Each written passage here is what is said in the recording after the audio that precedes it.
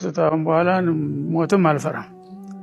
ምክንያቱም ያው ማይሞት አሻራ አስቀምጫለሁና ማለት ነው። በመማርም በማስተማርም ወደ 50 ዓመት በላይ ነው ያሳለፍነው። አልহামዱሊላህ ረብል ዓለሚን ወሰላቱ ወሰላሙ ዐላ ሀገራዊ ምክክሩ ላይ ለማታውቁ ኢትዮጵያ ውስጥ በዚህ ሰዓት ሀገራዊ ምክክር የሚል ዝግጅት አለ። እዛ ላይ ሁለት አካባቢ ሙስሊሞች ተሳትፏል። ከነዛ መካከል አንዱ ኡስታዝ አህመድ ዲን ጀበል ነው። የብልጽግና ፕሮቴስታንት ካሜራማኖችም ለሶሻል ሚዲያውም ለቴሌቪዥኑ ካሜራቸውን ኡስታዝ አህመድ ዲን ጀበል ላይ ያደርጋሉ።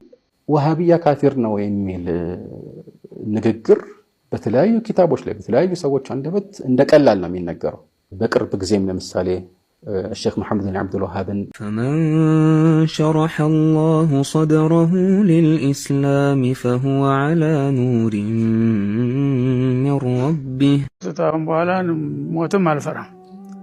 ምክንያቱም ያው ማይሞት አሻራ አስቀምጫለሁና ማለት ነው። በመማርም በማስተማርም ወደ 50 ዓመት በላይ ነው ያሳለፍነው። አልহামዱሊላህ ረብል ዓለሚን ወሰላቱ ወሰላሙ ዐላ ነብይና አሚን። እንግዲህ ያልጠበቅኩት ነው፣ ዱብዳ ነው። እኔ ራሴ እንደ ታዳሚ ነው የምቆጥረው። ተወለቀ በፊት ነው የነገሩኝ። ስለዚህ ብዙ ጊዜ ስንጠብቅ ነበረ። እንግዲህ ታውን በኋላ እንደውም አልተቻለም ብዬ ወደ ተስፋ ወደ መቁረጥ ሄጄ ነበር። አልহামዱሊላህ ረብል ዓለሚን የዛሬው ልዩ ነው። እንግዲህ እኔ እስከዛሬ ያው ለህይወቴ በጣም ሳሳ ነበር። ቅድም ሀጂ እንዳሉት ታውን በኋላ ሞትም አልፈራም። ምክንያቱም ያው ማይሞት አሻራ አስቀምጫለሁና ማለት ነው። ለህዝቤ፣ ለሀገሬ፣ ለወገኔ እኔ ተሞትኩ በኋላ የሚያገለግል ቅርጽ በመተዌ ከፍተኛ ነው። ቃል የሚገልጸው አይደለም ስሜት ማለት ይቻላል። ባለፉት 2 ዓመታት በጤና ማጣት ምክንያት ከብዙ ነገር ርቀው እንደነበር የገለጹት ሼህ ሰይድ አህመድ ሙስጠፋም አላህ ሁለተኛ እድል የሰጠኝ ይህንን ሊያሳየኝ ነው ሲሉም ደስታቸውን ገልጸዋል። ያለፉት 2 ዓመታት ላይ ከፍተኛ ያው ሞት አፋፍ ላይ ነበርኩ በአንድ ወቅት እና ካሁን በኋላ ድናለሁ የሚለው እንደ ዘበት የሚታይ ነገር ነበር። ከዛ ተመልሶ አሁን እንደገና እንዲህ አይነት ነገር የሥራ ውጤትን ማየት አዲስ እንደመወለድ ነው የሚቆጠረው። አዲስ እንደተወለድኩኝ ምናልባት አሁን በኋላ አላህ እድል ከሰጠኝ ተጨማሪ አገልግሎት ይሰጥ ይሆናል። ለአላህ የሚያቅተው ነገር የለምና የሚል ስሜት ዘርቶብኛል ማለት ይቻላል። አሁን ይሄው መሻይኾቹ ደጋግመው ያሳወሱትና አደራ ያሉትም ይሄን ነው። እኔም ያንኑ ነው የምደግመው። እንግዲህ ሰው የራሱን ድርሻ ከተወጣ በኋላ ምግብ አዘጋጅቶ ጠርቶ ታቀረበልህ ተዛም አልፎ ታጎረሰ በኋላ አሉጥም ታልክ ማን ነው ተጠያቂው?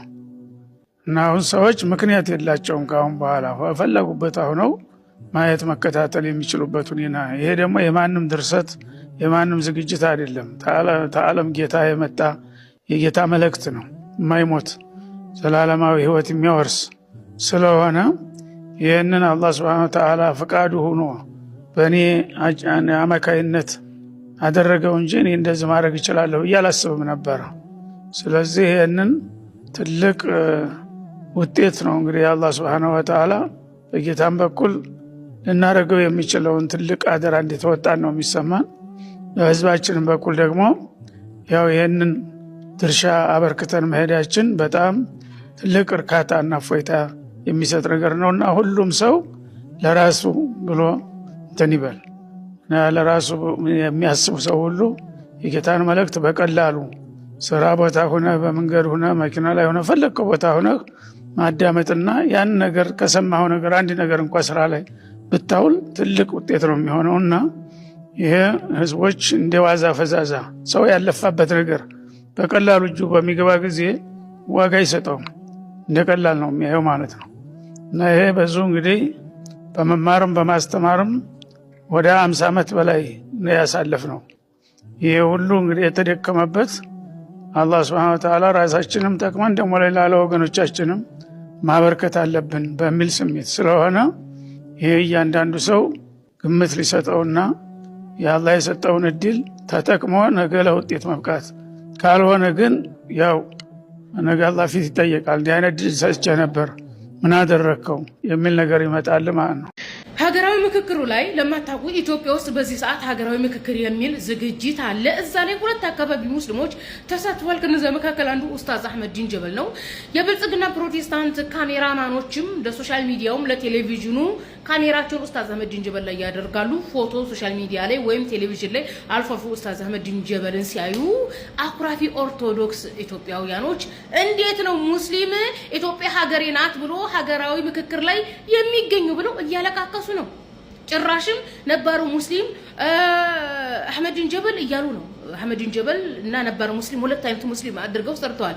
ነባሩ ሙስሊም የሚሉት በነገስታቱ ዘመን የነበረው ሶፊያው ወይም በኢህአዴግ ዘመን አህባሽ የሚባለው ማህበረሰብ ነው። እንግዲህ ከነገስታቱም ጀምሮ እስከ ወያኔ ስርዓት ድረስ አንድ ሁለት አረንጓዴ ሙጠምጤሞች አምጥተው ፊት ለፊት ቁጭ ያደርጋሉ። ልክ እንደ ፕሮቴስታንት ሐሰተኛ ነብያት ሜካፕ እና ሂውማን ሄር ያደረገ ሴት ፊት ለፊት እንደሚያደርጉ ለታይታ ማለት ነው። ለታይታ እንደ ታቦት ቁጭ የሚሉ ሶፊዮችና አህባሾችን ያመጣሉ። እኔ በህይወት ዘመኔ የሰው ታቦት ያየሁት የአህባሽ እንትኖች ናቸው። የአህባሽና የሶፊያ የሃይማኖት አባት የሚባሉ ናቸው። ለአንዳች ንግግር የማይናገሩ ትንፍሽ የማይሉ እንዴ በ21ኛው ክፍለ ዘመን እኮ በሰው ልጅ ታሪክ መቀበሪያ ቦታ የተከለከለ የኢትዮጵያ ሙስሊም እኮ ነው። በደቡብ ጴንጤው በሰሜኑ ኦርቶዶክሱ ሙስሊምን መቀበሪያ የሚከለክል የሞተን ሬሳን አትቀበርም ብሎ የሚከለክል እኮ የኢትዮጵያ ክርስቲያን እኮ ነው። ጽንፈኛ ኦርቶዶክስና ጽንፈኛ ፕሮቴስታንት ማለት ነው። የኢትዮጵያ ሙስሊም እኮ ኢትዮጵያ አድሚኒስትሬሽን ላይ ይመለከተኛል እያለ እኮ አይደለም እኮ የሚሳተፈው እንደ ተሳትፎ ማያውቅም። አሁን ላይ እኮ ቢጠየቅ እኮ ሀገራዊ ምክክሩ ላይ እዚህ ጴንጤ መቀበሪያ ቦታ ከለከልን፣ ኦርቶዶክስ መቀበሪያ ቦታ ከለከልን። ለዛውም ጴንጤና ኦርቶዶክስ አይባልም። እዚህ ቦታ በደቡብ ኢትዮጵያ በሰሜን ኢትዮጵያ ሙስሊሞች መቀበሪያ ቦታ ተከልክለዋል። እባካችሁ ንጉሶ መቀበሪያ ሙስሊሞች ይስጡኩ እየተባለ እኮ ነው። ሙስሊም ተማሪዎች ትምህርት እየተከለከሉ አረ ልጆቻችን ይማሩ እየተባለ መብት የሚጠየቅባት ናት እኮ ኢትዮጵያ እኮ። እነዚህ እኮ ነባር ሙስሊም ወይም አህመድ ዲን ጀበል ሙስሊም የሚሉት ለምንድን ነው? እነዛ አረንጓዴ ጠምጣሚዎቹ እንደ ታቦት ከለዋ ተቀምጠው ከዛ የማይወጡ ለአንዳንድ ለፕሮፋይል እንኳን ስብሰባ ሲጠሩ እጃቸውን አውጥተው በነገራችን ላይ ድሮ የነበሩት አህባሽ ምናምን አሁን ለሱ የሚባሉት ሃይማኖት አባቶች ደቡብ ክልል ሙስሊም ያለ አይመስላቸው። ደቡብ ክልል ሙስሊም እንዳለ እንኳን የማያውቁ በሰሜንና በደቡብ በምስራቅና በምዕራብ ያሉ ሙስሊሞች ምን ደረጃ ላይ እንዳሉ ምን ችግር እንደሚደርስባቸው ትምህርት ይከልከሉ፣ መቃብር ቦታ ይከልከሉ፣ ሂጃብ ይከልከሉ፣ መስጂድ ይከልከሉ አያውቁም። እንኳን ስብሰባ ብቻ ይጠራሉ፣ ለፕሮፋይል ብቻ ነው የሚገኙት። ታዲያ እንደዚህ አይነት የሃይማኖት አባት እኛን ይወክለናል እንዴ? የታቦት እኮ ነው ህይወት ያለው ተንቀሳቃሽ ታቦትን ያየሁት የሶፊያ ሃይማኖት አባቶች ናቸው። ይሄ በሰፈር እንዴ በሰፈር እንኳን የሰፈር ሰው እንኳን እንዲህ አድርጉ ብሎ የማያስተምር አረ አላህማ ይበቀላችሁ እናንተንም ኦርቶዶክሶቹንም ማለት ነው። ኦርቶዶክሶቹ አሁን ምንድነው የሚሉት? በቃ እጅ አውጥቶ ኢትዮጵያ ሀገሬ ናት ብሎ እንደዚህ ይሁን ብሎ ሐሳብና አስተያየት መስጠት የሚችል ሙስሊም ማየት አይፈልጉም። ሙስሊም አፉን ዘግቶ ቁጭ፣ መቀበሪያም እየከለከልከው ዝም፣ ሂጃብ እየከለከልከው ዝም፣ ትምህርት እየከለከልከው ዝም፣ በቃ አለ መሞትም እየከለከልከው ዝም፣ እየገደልከው ዝም የሚል ሙስሊም አለ። ዝም አንልም። ለምንድን ነው ዝም የምንለው? እናንተ ሲጀመር በቃ የኢትዮጵያ በታሪክ የመጣው የኦርቶዶክሱ አስተዳደር አድሚኒስትሬሽን ወደ ጴንጤ ተላልፏል። ኢቭን ተሐድሶች ከበሮቹን መቋሚያችሁን መነጠላችሁን ምናምን እየወሰዱ ነው። ኦርቶዶክስ በዚህ ሰዓት በቃ ፋሽኗ ያለፈባት ናት። ይሄ ፋሽኑ ያለፈበት መንግስት፣ ፋሽኑ ያለፈበት ዶግማና ዶክትሪን ይዛችሁ እየወጣችሁ አታለቃቅሱ። ቴዲ አፍሮ ጠንቋይ ይቀልብ ይመስል ዳስ ጠልብላችኋል። ዳሳችሁን ጥላችሁ ሀዘናችሁን አጣጥሙ።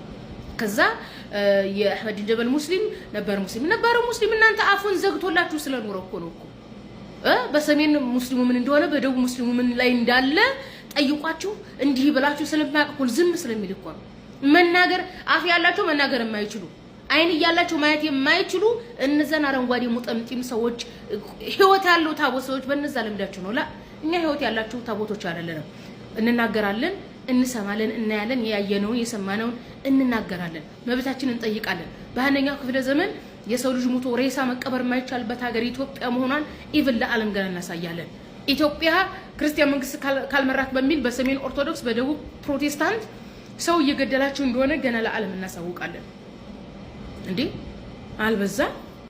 ወሃቢያ ካፊር ነው የሚል ንግግር በተለያዩ ኪታቦች ላይ በተለያዩ ሰዎች አንደበት እንደቀላል ነው የሚነገረው። በቅርብ ጊዜም ለምሳሌ ሼክ መሐመድ ቢን አብዱል ወሃብን ሰዎች በካዲነት ሲፈርዱ ዋና መነሳቸው እሱ ካዲ ይላል ነው ሰዎችን። ግን የእሳቸው ንግግር ዛሬ ተጽፎ ይገኛል። ጠላቶች የሚያወሩትን ነገር አይደለም ማየት ያለብን፣ የእሳቸው ንግግር ራሱ ነው። ምክንያቱም ይሄ ውዥንብር በእሳቸው ጊዜ ራሱ ተነስቶ ምላሽ ሰጥተውበታል። አዲሱ ውዥንብር አይደለም። ፊል ሐቂቃ በደንብ ማስተዋል ያስፈልጋል። አህሉ ሱና ለምሳሌ ይሄ ወሬ ስለሚወራ ነው። ለምሳሌ እናንተ ከሃዲ ትላላችሁ፣ ያላግባብ ከእናንተ ውጭ ያለውን ሁሉ እያከፈራችሁ ይላል። ይሄ ትክክል አይደለም። አንደኛ ሁሉም ከኛ ውጭ ያለ ካፊር ነው የሚል የለም። ሁለተኛ ደግሞ ክህደት የፈጸመ ቢሆን በማስረጃ እሱንም በቀጥታ አይደለም፣ ሁኔታዎች ታይተው ነው ውሳኔ የሚወሰንበት። የሚወስንበትም አካል ይኖረዋል። ብዙ ضوابطዎች፣ መመሪያዎች፣ ኢንቲፋል መዋኒዕ ምናምን የተጠቀሱት ሁሉ ምን ያህል ለነገሮች እኩል እንዳልሆኑ፣ ግብዝ እንዳልሆኑ፣ በኢንሳፍ እንደሚጓዙ ያሳያል። በተቃራኒ ሌሎች ግን በጅምላ ቀጥታ አህሉ ሱና የሚሉትን ሁሉ ሲያከፍሩ ታያለ። በዘንብም የሚያከፍሩ ለምሳሌ ምንም መሰረት የሌለው አፈር ያወራልሃል። አልሙጀሲሙን ካፊር ብለዋል ይላል ኢማሙ ሻፊዒ። ይሄን ራሱ ሰነድ አምጣ ቢባል ምንም የሚያመጣው ሰነድ የለም፣ ቀጥፎ ነው ማለት ነው። ቢኖር ኖሮ ራሱ ሙጀሲም የሚባለው አካል ሌላ ነው።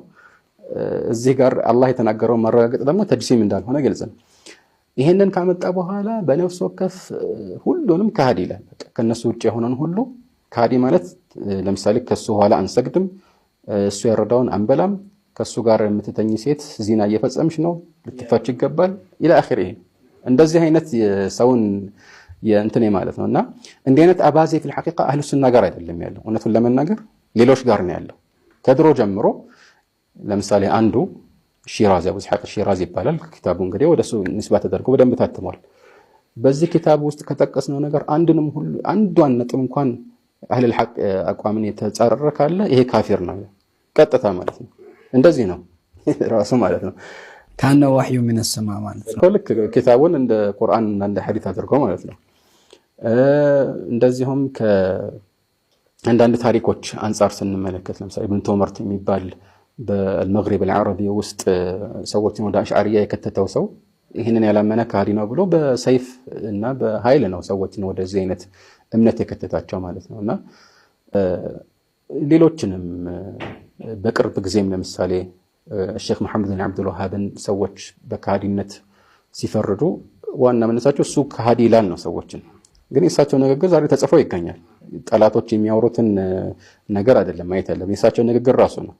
ምክንያቱም ይሄ ውዥንብር በእሳቸው ጊዜ ራሱ ተነስቶ ምላሽ ሰጥተውበታል። አዲሱ ውዥንብር አይደለም። በጊዜያቸው ተነስቶ እንደዚህ እንዳልሆነ አብራርተዋል ማለት ነው። እና ግን ወሃቢያ ካፊር ነው የሚል ንግግር በተለያዩ ኪታቦች ላይ በተለያዩ ሰዎች አንደበት እንደቀላል ነው የሚነገረው።